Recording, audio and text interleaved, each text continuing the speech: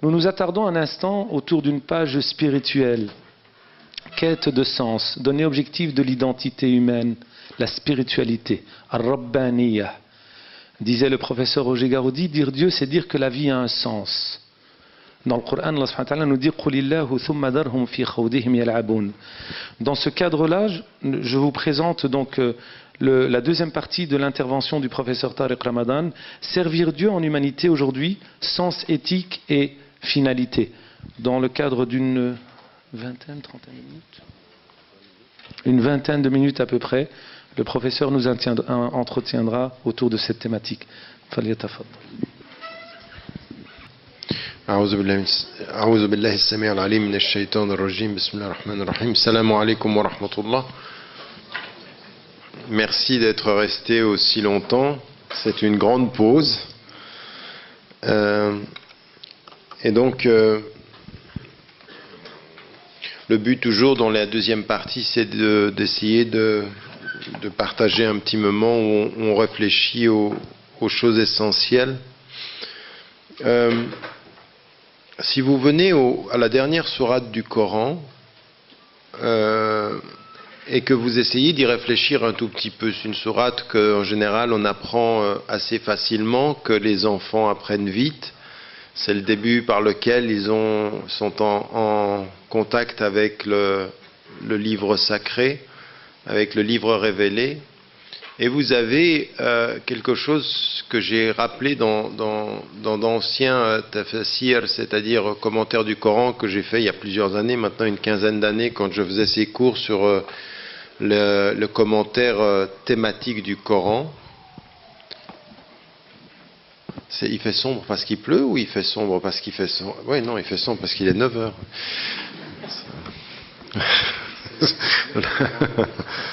Ouais. Comme quoi on n'est pas toujours en Suède ou au pôle Nord. Enfin bref.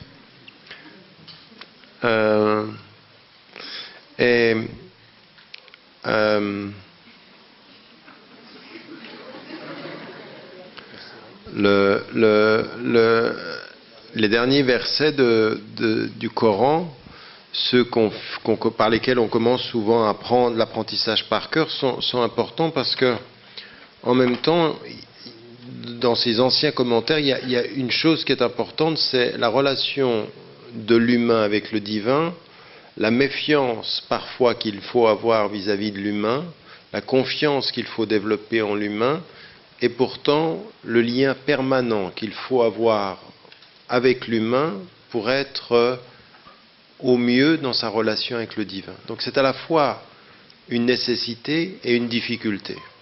أعوذ بالله من الشيطان الرجيم بسم الله الرحمن الرحيم قل أعوذ برب الناس ملك الناس إله الناس. Si vous revenez à ces derniers versets, vous apercevez que le mot nas, c'est-à-dire les gens, revient 5 fois. 5 fois au moment où on termine le texte qui vient du divin dans sa constitution qui n'est pas chronologique mais qui est fondamentalement thématique. Il termine par dire aux hommes, dis toi, qui a reconnu qu'il y avait le divin, que finalement tu vas trouver ta protection dans le divin vis-à-vis des hommes. Qul a'udhu bi rabbin nas, l'éducateur des hommes, ilahin nas, c'est-à-dire le Dieu des hommes, malikin nas, le roi, le maître de la royauté vis-à-vis des hommes. C'est-à-dire qu'à un moment donné, Dieu, ce qu'il dit aux hommes, c'est revenez au cœur de votre humanité, revenez dans cette relation que vous devez développer avec le divin. Pourquoi ?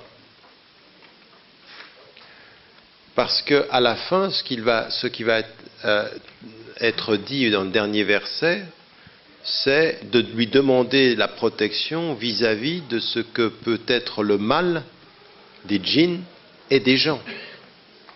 Et donc, se protéger en Dieu de ce que les gens peuvent être. Pourquoi ? Parce qu'il y a dans l'humanité les plus belles aspirations, les plus beaux potentiels, et pourtant, il y a les pires des réalités. Et la première des choses qui nous est demandée quand on revient à ça, et ça fait partie des 2 sourates que l'on dit pour se protéger. Au niveau spirituel, ce sont 2 sourates de la fin qu'on répète, on l'arrose au barab bel falaq, c'est-à-dire je demande la protection du Dieu de l'aube, je demande la protection du Dieu des hommes. Ces 2 sourates, qu'est-ce qu'elles ont spirituellement? Elles nous protègent. Elles nous protègent en demandant quoi? Elles sont des prières. Elle dit dis. Elles sont des prières où on demande au divin de nous protéger de tout ce que peuvent être les réalités du mal dans la création, et même des hommes parce qu'ils peuvent produire le mal.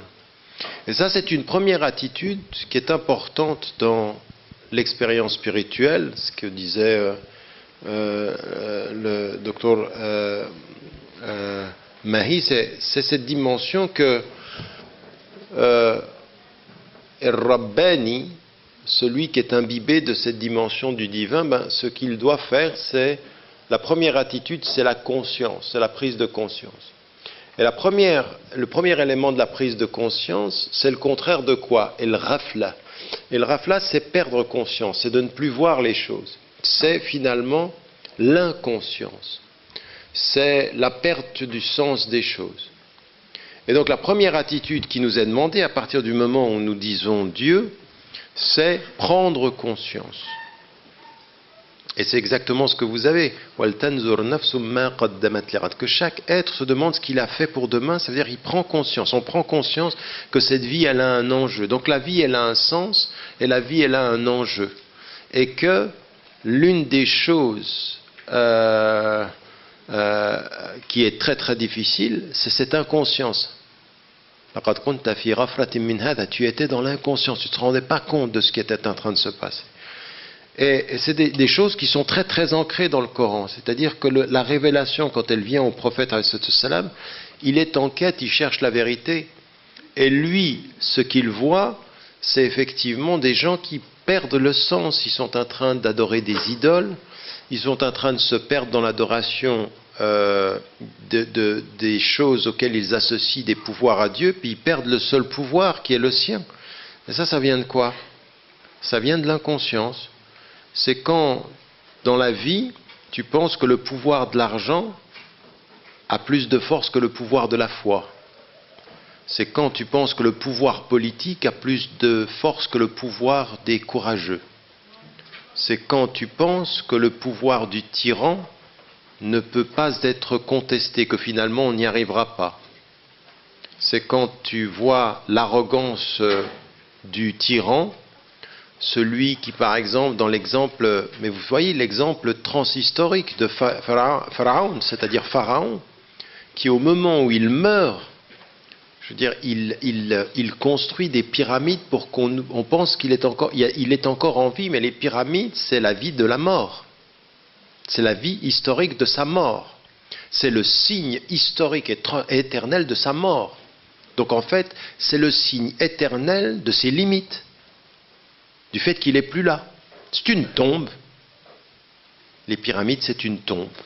C'est une tombe qui défie l'histoire, et l'histoire lui répond, mais t'es mort. Et donc, et le rafla, c'est ça.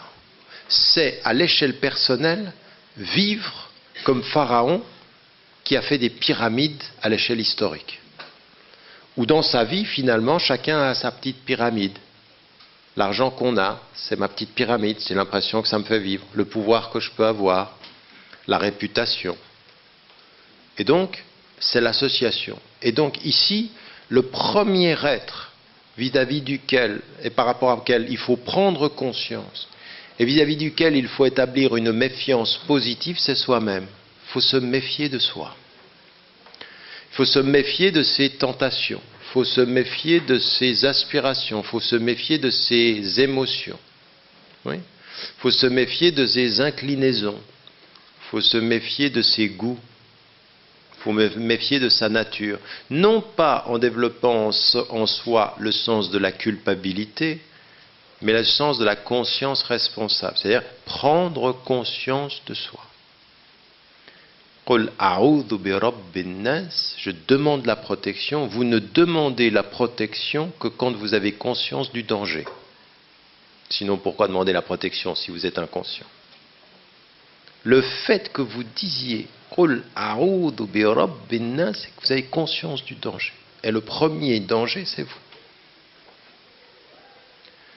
Soit c'était shaitan que vous avez, c'est-à-dire ce murmure, cette façon que le mal peut susurrer en vous le mal-être, la perte, l'oubli. Eh bien, vous lui demandez à vous de vous permettre d'agir contre vous-même. Allahumma la takilna ila anfusina tarfata ayn. Dieu ne nous laisse pas, à tel point qu'on lui demande, comme il dit que la connaissance de Dieu est entre l'homme et son cœur, on lui demande de ne pas nous laisser, nous, avec notre cœur, ne serait-ce que l'espace d'un clignement d'œil. Un clignement. Pourquoi? Parce que s'il nous laisse, nous pouvons être perdus. Mais il ne nous laisse que si nous nous délaissons, si nous perdons la conscience. Donc ici, dans cette première démarche, cette démarche spirituelle, c'est vraiment se dire, bon, ben voilà, maintenant, prendre conscience. Et le premier élément, c'est moi-même. Je suis le premier danger pour moi-même, dans mon ego, dans toutes mes aspirations. Donc ça, c'est la première des consciences. Et ça, c'est ça la spiritualité en fait, c'est être conscient. C'est avoir développé en soi une espèce de conscience du divin avec nous, que la vie a un sens, que la vie, elle va finir, qu'on va mourir, qu'il y a des gens qu'on aime et puis que le temps passe très vite. Rappelez-vous toujours de ça. Il y a des gens qu'on aime et la vie passe très vite. Yawmun aw ba'da yawm. Une journée, ou un peu plus qu'une journée, ou un peu moins qu'une journée, ça passe très très vite. Et ça passe très très vite, et comme ça passe très vite, il faut prendre le temps de donner de l'importance à ce qui, quand ça passe trop vite, est négligé. La première personne que l'on néglige dans le temps qui passe, c'est nous-mêmes. Les personnes que l'on néglige dans le temps qui passe, c'est les gens que l'on aime. Ce sont nos parents. Et les parents ont raison des fois de vous dire ça. Moi maintenant, je peux le dire à mes enfants, comme je l'ai entendu de mes parents. Un jour, tu te souviendras de ce que tu étais avec ton père, de ce que tu étais avec ta mère. Un jour, tu sauras par l'expérience ce que c'est qu'être négligent. Parce que comme tu m'as négligé, ils te négligeront. Et comme tu t'es entendu dire « ne me néglige pas », tu leur diras « ne me néglige pas ». Et ils te négligeront. Parce que ça, c'est la vie. Non pas pour qu'ils en deviennent les coupables, mais parce que comme père ou comme mère, tu n'es pas là pour en faire des coupables, tu es là pour en faire des êtres de conscience. Et l'être de conscience n'est pas un être parfait. Il ne faut jamais demander aux gens d'être parfaits. Il faut demander aux gens de reconnaître leur imperfection. Qui reconnaît ses imperfections se rapproche du divin, le maître de la perfection. Qul a'udhu bi rabbin nas. Je vais chercher dans la perfection la protection de tes imperfections. Même avec ton père, même avec ta mère, même avec ceux que tu aimes. Raison pour laquelle vous avez systématiquement, par 3 fois, le peuple français a appris la figure de style de l'anaphore avec la dernière intervention de Hollande. Moi, si je suis président, une anaphore, c'est beau ça. Eh bien, le Coran dépasse tout ceci et a une anaphore. Qul a'udhu bi rabbin nas, malikin nas, ilahin nas. La répétition et ce retour. Pourquoi? La répétition par d'autres mots du même sens, c'est qu'il l'approfondit. Systématiquement le retour. Et ce retour-là, c'est pas pour la beauté poétique, c'est pour l'essence du sens ici. Qu'il faut systématiquement aller vers celui qui est au-delà de nos imperfections. Mais ça veut dire même de soi-même, c'est-à-dire qu'au bout du compte, se méfier de soi pour être en paix avec lui. Parce que c'est lui et salam. Salam et nafs, c'est avec lui. Et l'etmenan, ce qu'on va avoir, la tranquillité qu'on aura avec nous, c'est parce qu'on l'a avec lui. C'est-à-dire qu'en fait, il est la médiation entre nous et nous. Donc il faut passer par lui pour être bien avec soi. C'est ça la foi dans la conscience musulmane. Vous ne serez bien avec vous-même que si vous êtes en paix avec lui. ou en tout cas en recherche de paix. Pourquoi vous êtes systématiquement en train de demander? Vous êtes dans un dialogue. Et donc, nous, quand on est ici et quand on est dans notre expérience historique comme musulmans en Occident, tout ça, c'est extrêmement difficile. C'est extrêmement difficile parce que finalement, on est dans une culture contemporaine où on nous emprisonne dans le jeu, on nous emprisonne dans l'individu, on nous emprisonne dans l'oubli. On nous dit, tu es heureux quand tu oublies. L'islam nous dit, tu ne seras heureux que si tu te souviens. Nos fêtes en islam, regardez toutes nos fêtes, elles sont précédées par le jeûne et elles commencent par la prière. Et la prière, c'est le souvenir. C'est-à-dire, on entre dans la paix et dans le divertissement, dans le fait d'être bien, jamais dans une espèce d'oubli, jamais dans l'ivresse de soi, toujours dans le recentrage en soi. Être en paix au centre et se reposer. Non pas être agité à la périphérie et s'oublier. Raison pour laquelle, dans les concerts ou dans les choses qu'on fait, vous savez, dans les congrès musulmans, ça fait 20 ans que je le dis, 25 ans que je le dis, je ne suis pas encore entendu. Je leur dis, ne mettez pas la musique à 10 heures du soir.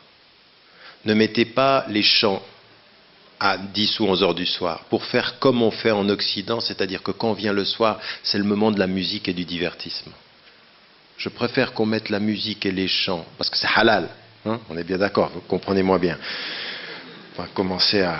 Donc, qu'on les mette à 2 heures, 3 heures, 4 heures de l'après-midi. Et le soir, on fait autre chose. Quand on a un congrès islamique ou une conférence, mais le soir, on termine par des invocations, c'est le moment de la paix. C'est le moment de la conscience. On va aller dormir, il faut être... Vous voyez la force spirituelle que ça dégage quand vous avez 20 000, 30 000, 40 000 personnes, des invocations le soir. On n'est pas obligé de faire Qiyam el-Layl, mais on s'arrête des invocations, on parle à Dieu, tout ça, force. Puis la musique l'après-midi. Non, nous on veut faire la même chose que là-bas, avec l'islam en plus. Donc on va faire musique halal à partir de 22 heures. Mais la musique, elle peut être halal. Le comportement, comprenez le rapport qu'on a à la nuit, le rapport qu'on a au... Vous savez, c'est pas un hasard qu'on a tout ça. La culture de la nuit, c'est une culture de l'invisible. C'est oublie-toi, personne te voit. Mais avec Dieu, c'est pas comme ça. C'est oublie-toi le jour quand tout le monde te voit, recueille-toi la nuit quand tu n'es qu'avec lui. Qul a'udhu bi rabbin nas, malikin nas.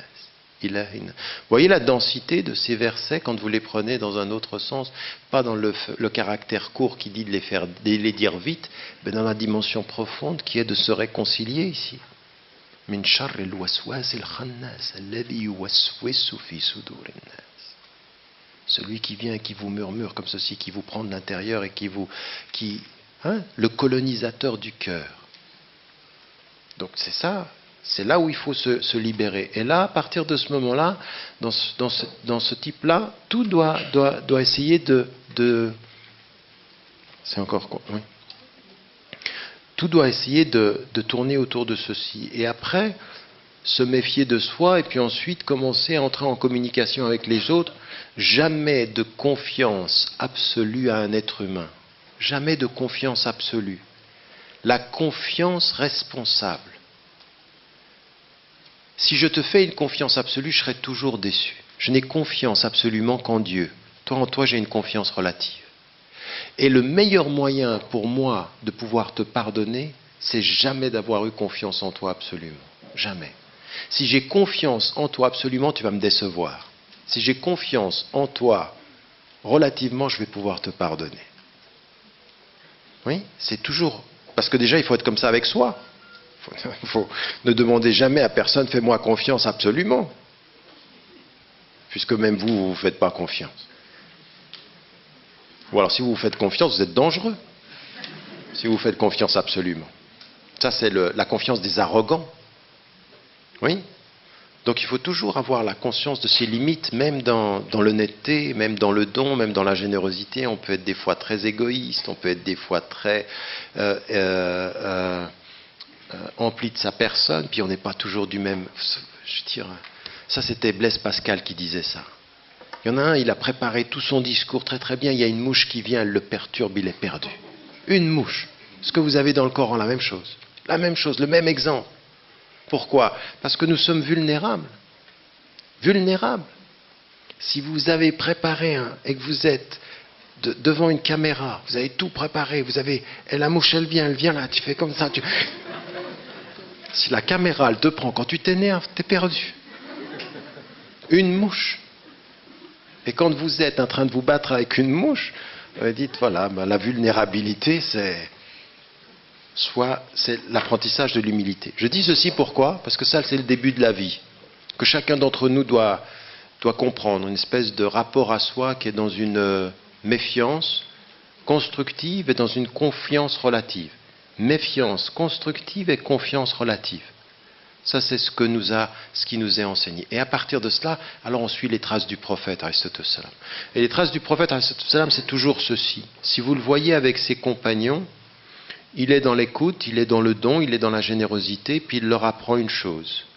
C'est qu'au bout du compte, le meilleur moyen de savoir être avec Rabbul Alamin, avec Rabb Nas, toutes ces dimensions dont on a parlé, le meilleur moyen, c'est de servir la création humaine. C'est de servir tous ceux que vous pouvez. C'est le meilleur moyen d'être dans c'est servir. Servir, c'est se souvenir. Servir, c'est dialoguer avec Dieu. Être des serviteurs. Des serviteurs du bien, des serviteurs du rappel, des serviteurs du sourire, des serviteurs de l'amour, des serviteurs de la paix, des serviteurs de la justice. Tout est dans la question de savoir comment on sert. Et si vous voyez une chose, c'est toujours dans l'humilité quand on est dans l'amour, toujours avec courage quand on est dans l'adversité. Les pieux sont pleins d'amour avec les justes, pleins de courage avec les injustes. Une formule. Rohama bainahum ashidda'u 'ala al-kuffar. Mais le kuffar aussi, c'est le kufr ici, c'est la dimension de l'injustice suprême, avec Dieu comme avec les hommes. Celui qui va, alors devant toi, ashidda. Vous voyez ce que je veux dire? Donc il ne faut pas que vous compreniez tout ce discours spirituel comme Masha'Allah, mon cœur est ouvert, et dès que j'ai l'adversaire. Non, il y en a. Oui, c'est pas ça, attends. Tu me veux là? Tu vas me trouver.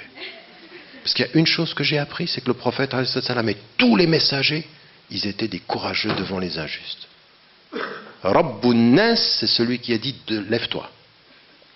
Déjà, je me lève contre moi-même, tout ce qui peut me coloniser, puis après tu vas me trouver si tu me veux. Si tu cherches l'adversité, parce que tu es un des moyens qui va garder ma foi. Ahasiban nasu.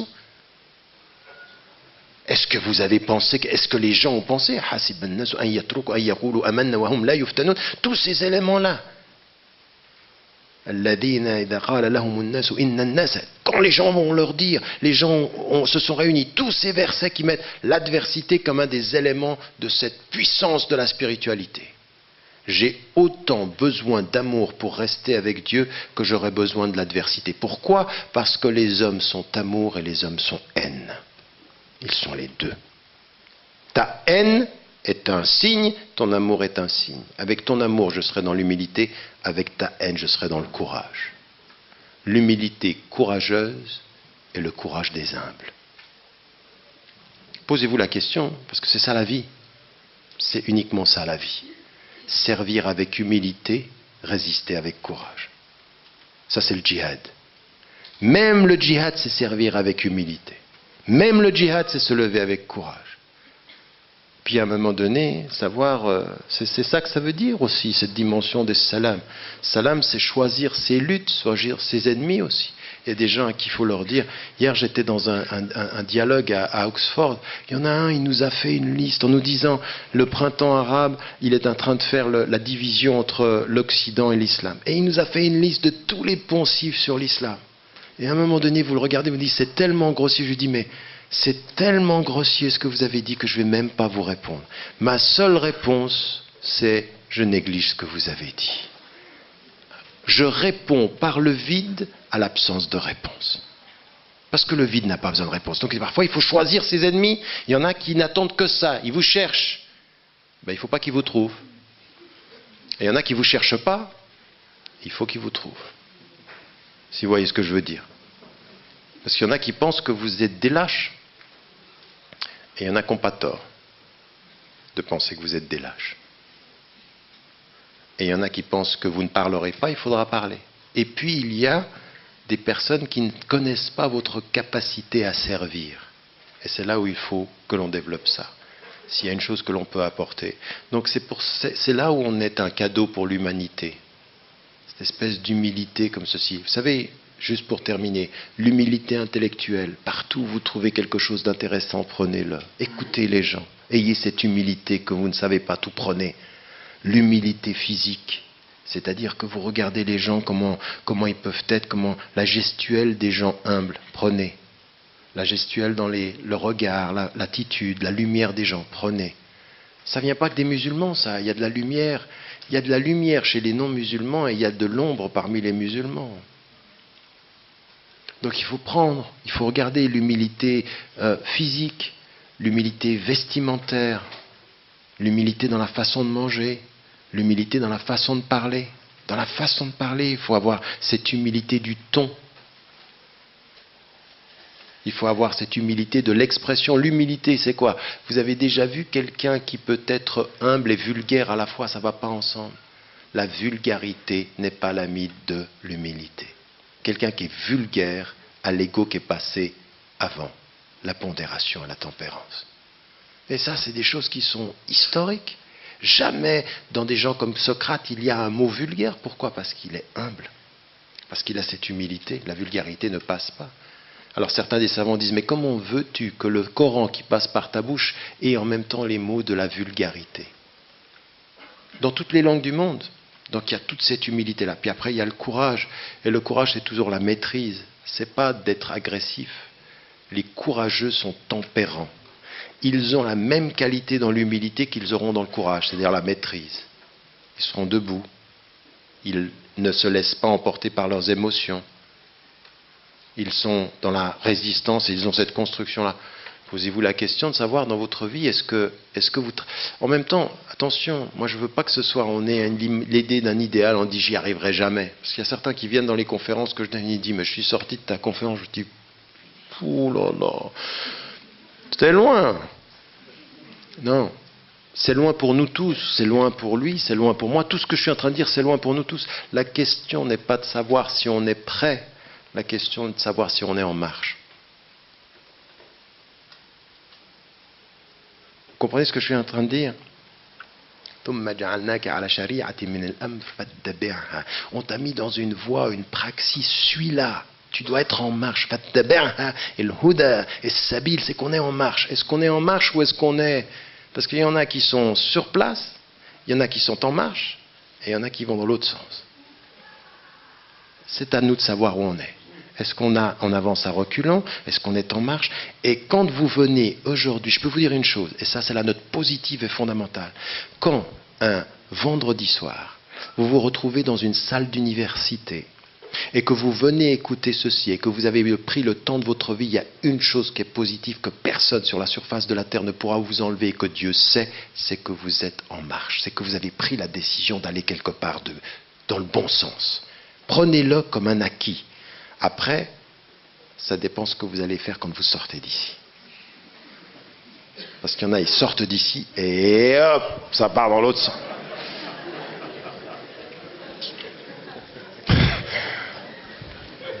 Je ne serai pas le juge de vos vendredis soirs. Assalamu alaikum wa rahmatullah.